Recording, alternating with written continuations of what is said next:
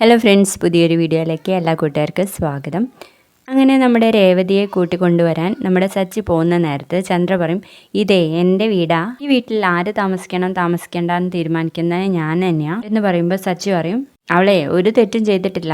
സച്ചിയുടെ ഭാര്യയാണ് അവളെങ്കിൽ ഈ വീട്ടിൽ തന്നെ താമസിക്കും. ഞാൻ അവളെ കൂട്ടിയിട്ട് വരാൻ പോവാന്ന് പറഞ്ഞിട്ട് നമ്മുടെ സച്ചി അങ്ങ് പോകുവാണേ. ആടാ, നീ അവളെ കൂട്ടിയിട്ട് വാ, ഞാനേ ഈ വീട്ടിൽ ഒരു കാരണവശാലും അവളെ കയറ്റാൻ വേണ്ടി പോണില്ല എന്ന് പറഞ്ഞ് ചന്ദ്ര അങ്ങ് പോകുവാണ്. അതിനുശേഷം പോലീസ് സ്റ്റേഷനാണ് കേട്ടോ കാണിക്കുന്നത്. അവിടെ അവർ ആ വീഡിയോ വൈറലായിട്ടുണ്ടല്ലോ, അതിങ്ങനെ കണ്ടുകൊണ്ടിരിക്കുകയാണ്. മറ്റുള്ള പോലീസുകാരന് കാണിച്ചു കൊടുക്കുന്നുണ്ട്. ഇത് ചെയ്തതേ പട്ടാപ്പകലാണ്, ഒരു ചെറിയ പയ്യനാണ് ചെയ്തത് എന്ന് പറയുമ്പോൾ മറ്റേ പോലീസുകാരൻ പറയുന്നുണ്ട്, ഇവൻ ആദ്യം മോഷ്ടിച്ചിട്ടുണ്ടോ, ഇവൻ എവിടെയോ കണ്ടു പരിചയമുണ്ട് എന്ന് പറയുമ്പോൾ നമ്മുടെ ഫയലിൽ ഇവനില്ല. എന്തായാലും ഈ വീഡിയോ നന്നായിട്ട് വൈറലായിട്ടുണ്ട്. സോഷ്യൽ മീഡിയയിലൊക്കെ ഇപ്പൊ കമന്റ് വന്നുകൊണ്ടിരിക്കുക, നമ്മളൊരു ആക്ഷനും എടുത്തിട്ടില്ല എന്ന് പറഞ്ഞിട്ട്. എന്നിങ്ങനെ പറഞ്ഞുകൊണ്ടിരിക്കുന്ന സമയത്ത് SI അങ്ങോട്ടേക്ക് വരികയാണേ.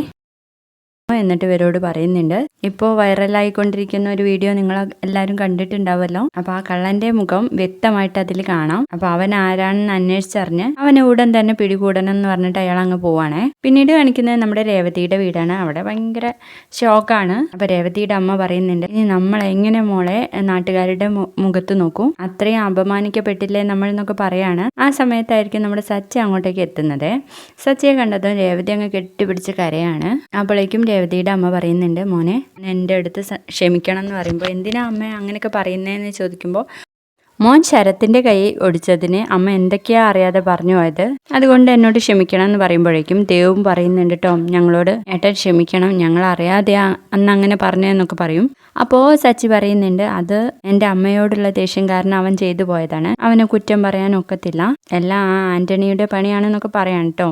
അപ്പോൾ രേവതിയുടെ അമ്മ പറയും, ആദ്യം നിന്റെ ബൈക്ക് അവൻ മോഷ്ടിച്ചു, അതുകൊണ്ടാ അവന്റെ അച്ഛൻ നേരത്തെ പോയത്, എന്നിട്ടും അവൻ പഠിച്ചില്ല എന്നൊക്കെ പറയുമ്പോൾ അവരെ സച്ചി ആശ്വസിപ്പിക്കുകയാണ്. ആ സമയത്ത് നമ്മുടെ രേവതിയും പറയുന്നുണ്ട് കേട്ടോ, എല്ലാം അറിഞ്ഞ് ഉള്ളിലൊതുക്കി നടക്കുന്ന നിങ്ങളെ ഞാനും കുറ്റപ്പെടുത്തി, എനിക്ക് നിങ്ങളെ മനസ്സിലാക്കാൻ പറ്റിയില്ല സച്ചിയേട്ടാ എന്ന് പറഞ്ഞ് കരയാണേ.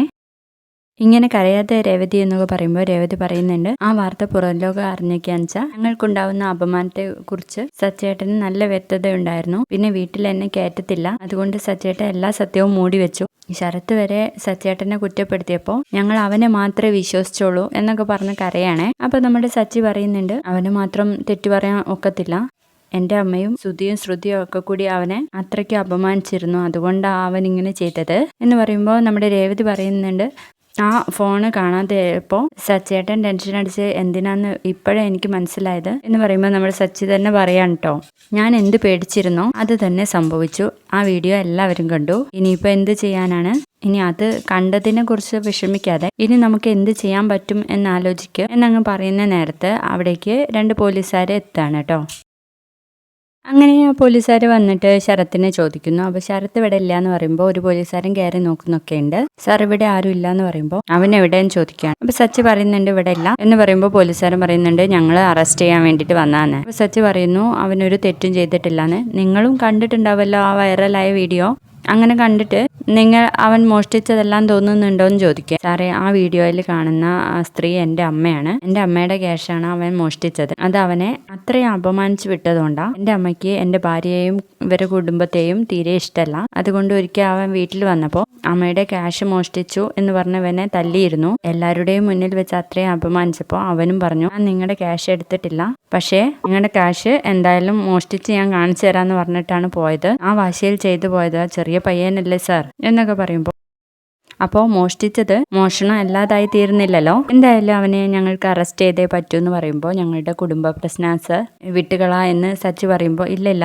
അതങ്ങനെ വിട്ടുകളയാൻ പറ്റില്ല, സോഷ്യൽ മീഡിയ ഞങ്ങളെ തെറികൊണ്ട് മൂടുക, അവനെ അറസ്റ്റ് ചെയ്യാതെ പറ്റത്തില്ല എന്ന് പറയാണ്. അപ്പൊ സച്ചി ചോദിക്കുന്നുണ്ട് കേട്ടോ, അവനെ അറസ്റ്റ് ചെയ്തിട്ട് ഞങ്ങളുടെ കുടുംബ പ്രശ്നം എന്ന് പറഞ്ഞാൽ വിട്ടു തരില്ല സാറിന്, അതില്ല, നിങ്ങളുടെ അമ്മയുടെ ക്യാഷാണല്ലോ അവൻ മോഷ്ടിച്ചത്, അപ്പൊ നിങ്ങളുടെ അമ്മ തന്നെ വന്ന് പോലീസ് സ്റ്റേഷനിൽ പരാതിയില്ല എന്ന് പറഞ്ഞ് ഒപ്പിട്ട് തന്നാൽ വിട്ടയച്ചേക്കാന്ന് പറയും. അപ്പോൾ സച്ചി ഓക്കെ സാർ എന്ന് പറഞ്ഞിട്ട് അവരെ പറഞ്ഞയക്കുകയാണേ.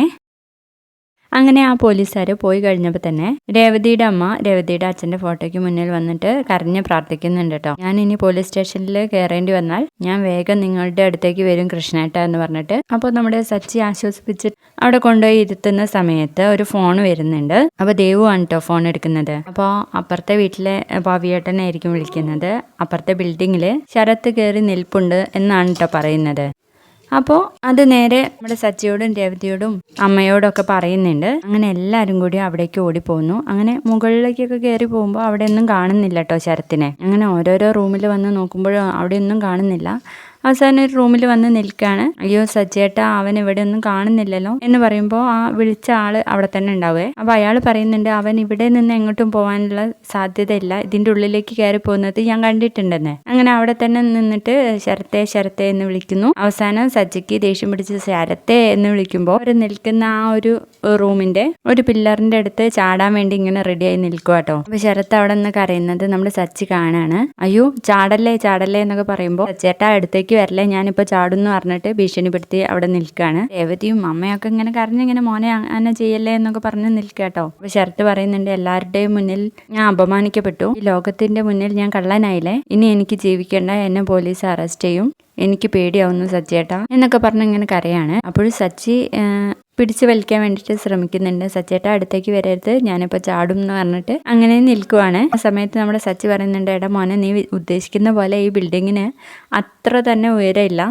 നീ ചാടുകയാണെങ്കിൽ നിന്റെ കയ്യോ കാലോ എല്ലോ ഒക്കെ ഒടിയേ ഉള്ളൂ, അത് ഈ നാട്ടുകാർക്ക് പറഞ്ഞ് ചിരിക്കാനുള്ള സന്ദർഭം ഉണ്ടാക്കരുത്, നീ ഇങ്ങ് വാ എന്ന് പറയാണ്. അങ്ങനെ ചാടാൻ വേണ്ടിയിട്ട് നിൽക്കുമ്പോഴേക്കും നമ്മുടെ സച്ചി പിടിച്ച് വലിക്കുകയാണ് കേട്ടോ. എന്നിട്ട് അവനോട് ചോദിക്കും, നീ എന്താ ഈ കാണിക്കുന്നേ, നീ എന്തിനാടാ ഇത്രയും പഠിച്ച് വലുതായത്, നിനക്ക് വിവരമില്ലേ, എന്തെങ്കിലും പ്രശ്നം വന്നാൽ അത് നേരിടാനാണ് ശ്രമിക്കേണ്ടത്, അല്ലാതെ ജീവൻ കളയുകയല്ല വേണ്ടത് എന്ന് പറയുമ്പോഴും നമ്മുടെ ശരത്ത് കരഞ്ഞുകൊണ്ട് പറയുന്നുണ്ട്, എനിക്ക് പേടിയാവുന്ന സച്ചിയേട്ടാ, എന്നെ അറസ്റ്റ് ചെയ്യുന്നു. അപ്പൊ നമ്മുടെ സച്ചി പറയും, നിനക്ക് ഈ ഏട്ടനില്ലേ, ഞങ്ങൾ എല്ലാവരും ഇല്ലേ, പിന്നെ നീ എന്തിനാണ് ഇങ്ങനെ പേടിക്കുന്നത്, ഇതൊരു ചെറിയ പ്രശ്നം, നമുക്ക് പറഞ്ഞു തീർക്കാനേ ഉള്ളൂ, അതിനൊക്കെ ഇങ്ങനെ പേടിച്ചാലോ, നിന്നെ ഞാൻ ആരും അറിയാത്തോടത്തേക്ക് കൊണ്ടുപോവാം, നിനക്ക് ഞാനില്ലടാ എന്ന് പറഞ്ഞിട്ട് സമാധാനിപ്പിച്ചിട്ട് രേവതിയും സച്ചിയും കൂടെ കാറിലിട്ട് ശരത്തിനെ കൊണ്ടുപോവാണ് കേട്ടോ.